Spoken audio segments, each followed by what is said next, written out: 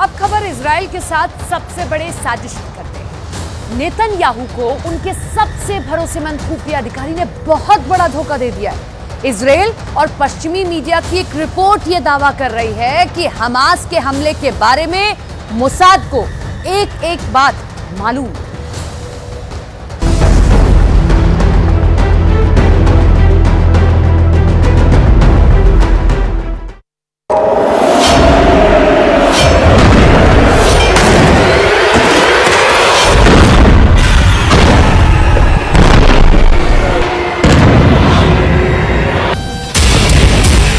पहले 7 अक्टूबर का हमला, जब इजराइल के साथ पूरी दुनिया को इस अटैक ने हैरान कर दिया।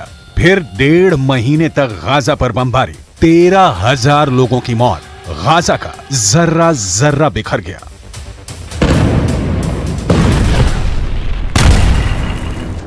अक्टूबर बीता, नवंबर भी खत्म, लेकिन उससे पहले 24 नवंबर को सीज फायर के साथ बंधकों की रिहाई। इन सबके बीच एक रिपोर्ट तूफान बनकर आई है, जिसने इजराइल के हमास के खिलाफ चल रहे ऑपरेशन को बहुत बड़े शक के घेरे में डाल दिया है। जितना बारूद गाजा पर नहीं गिरा, उतनी आग इस रिपोर्ट में है।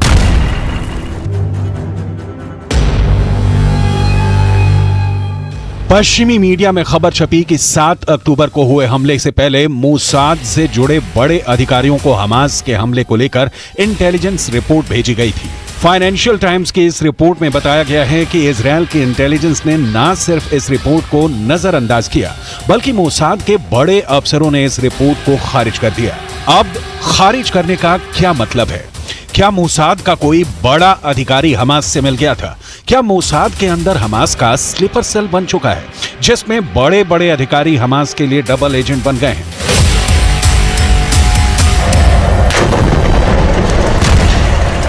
7 अक्टूबर को लेकर इजराइल में बहुत बड़े सवाल खड़े हो रहे हैं और इसके जवाब जब तक नहीं मिलेंगे, बहुत सी गलतफहमियां बनी रहेंगी। जिसमें शक नहीं कि 7 अक्टूबर को हुआ हमला मोसाद की सबसे बड़ी नाकामी रही।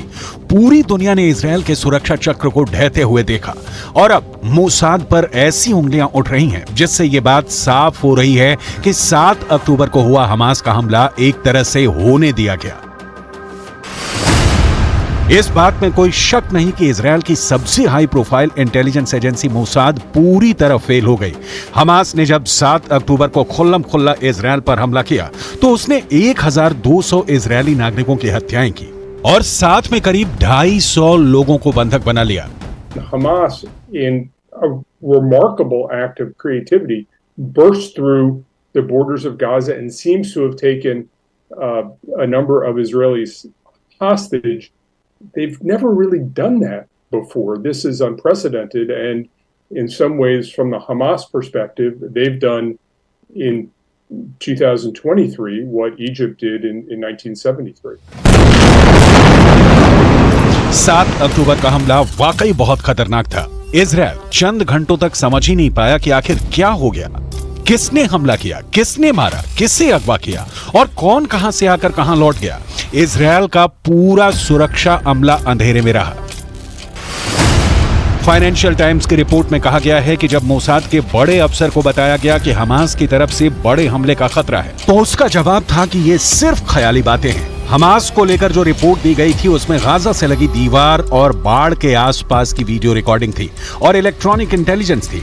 लेकिन एक तरह से उसने सभी रिपोर्ट डस्टबिन में फेंक दी। ये सब बातें इजराइल के दक्षिणी कमान से जुड़े मोसाद के बड़े अफसर को बताई गई थी। मीडिया रिपोर्ट के मुताबिक उस अफसर को बहुत ही खुफिया तरीके से सभी चेतावनी दी गई थी कि हमास बॉर्डर पोस्ट को उड़ाने की तैयारी कर रहा है और ऐसा हमला कई जगह हो सकता है। लेकिन उस अफसर का रवैया ऐसा रहा जैसे ये रिपोर्ट कूड़ेदान में डालने लायक है।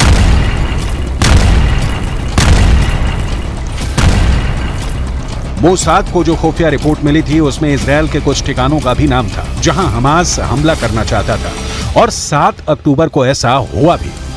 हमास ने कई जगह हमला किया, खुलकर गोलियां चलाई, बहुत से लोगों को मार डाला।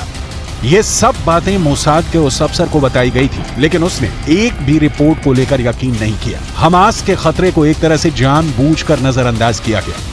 इजरायल की यूनिट नंबर 8200 ने मोसाद के अफसरों तक जो रिपोर्ट पहुंचाई, उसमें हमास के कैडर के बारे में भी बहुत कुछ बातें बताई गईं। ये सब बातें हमास को यूनिट नंबर 8200 से पता चली। यूनिट नंबर 8200 मोसाद के इंटेलिजेंस नेटवर्क का ही हिस्सा है, जो हमास के लोकल नेटवर्क पर नजर रखती है।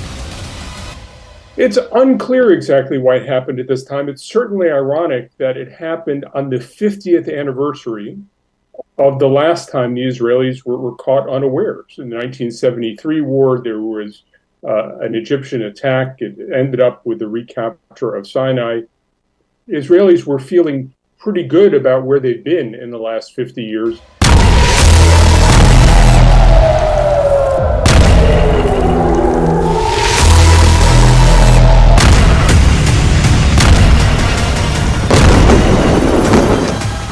7 अक्टूबर के हमले को 1973 में हुए हमले के बाद सबसे खतरनाक अटैक बताया गया है। 1973 में यौम किपुर के दिन, जो यहूदी धर्म में पवित्र दिन माना जाता है, उस दिन सीरिया और मिस्र की फौज ने हमला करके इजरायल को चौंका दिया था। 7 अक्टूबर को भी यही हुआ। इजरायल फिर चारों खाने चित्त हो गया। उसके बाद इजरायल की बमबारी से जो कुछ भी हुआ, चाहे उसने गाजा को पूरी तरह मिटाने वाली बमबारी की हो, लेकिन सच यही है कि इजरायल की खुफिया एजेंसी मोसाद की हैसियत पूरी तरह मिट्टी में मिल चुकी है। हमास के हमले के खतरे को ख्याली बातें बताने वाले अफसरों को लेकर कुछ और बातें पता चली हैं। इजरायल के एक सरकारी चैनल कान की रिपोर्ट है कि हमास के हमले की ऐसी वार्निंग सैनिकों ने अपने वरिष्ठ अफसरों को दी थी। वार्निंग में बताया गया था कि हमले के दौरान विमानों को गिराया जा सकता है और फिर हमास इजरायल में कई जगह अपने झंडे लगा देगा। मोसाद और इजरायली सेना के टॉप के अफसरों ने अगर ऐसी रिपोर्ट खारिज की तो सवाल उठना लाजमी है। इंटेलिजेंस रिपोर्ट खारिज के कई मतलब निकाले जा सकते हैं। कई सवाल खड़े होते हैं जिसका जवाब मोसाद को ही देना होगा। क्या मोसाद का वो बड़ा अधिकारी हमास से मिल गया था? क्या मोसाद के अंदर हमास की एंट्री हो चुकी है? क्या मोसाद के अंदर हमास का स्लीपर सेल बन चुका है, जिसमें बड़े बड़े अधिकारी हमास के लिए डबल एजेंट बन गए हैं?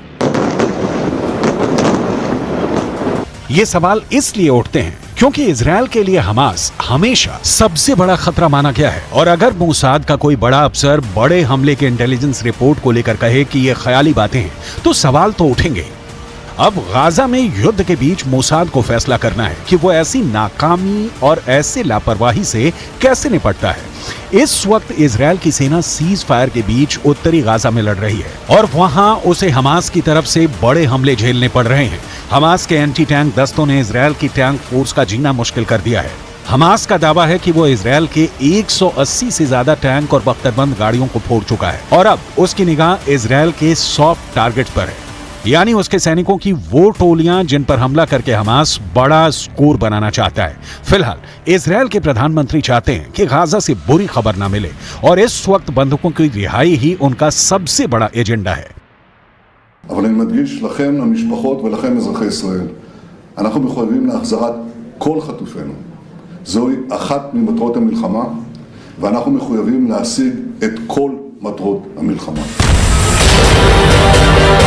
हालांकि नेतन्याहू घरेलू मोर्चे पर भिड़ते हुए नजर आ रहे हैं। उनको यकीन था कि बंधकों की रिहाई के साथ राजनीतिक उथल-पुथल में उनकी राह आसान हो जाएगी, भ्रष्टाचार के आरोप कम पड़ जाएंगे, लेकिन ऐसा होता नजर नहीं आ रहा। लेकिन गाजा में नॉन स्टॉप बमबारी के साथ नेतन्याहू ने बहुत बड़ी उम्मीदें पाली हुई हैं।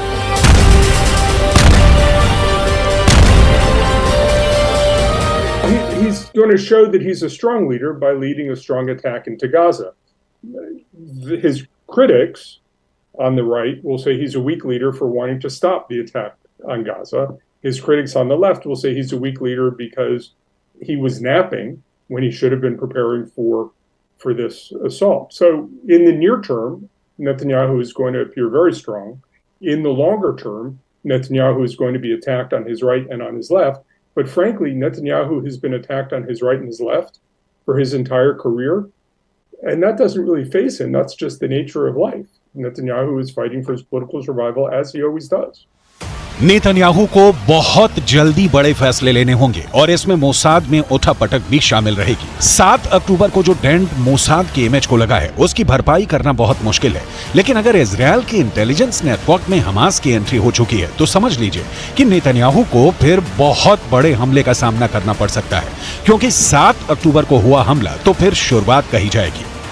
इजरायल की सबसे बड़ी ताकत उसका इंटेलिजेंस नेटवर्क पूरी तरह खत्म माना जाएगा और इसी से जुड़ी इजरायल की पूरी सिक्योरिटी, जिसमें घुसपैठ का मतलब नेतन्याहू से बेहतर कौन जानता है। इस वक्त पूरी दुनिया का फोकस गाजा पर है, इजरायल पर है, हमास के अगले कदम पर है और साथ में नेतन्याहू के फैसलों पर है। इस युद्ध में अगले कुछ दिन बहुत अहम होने जा रहे हैं।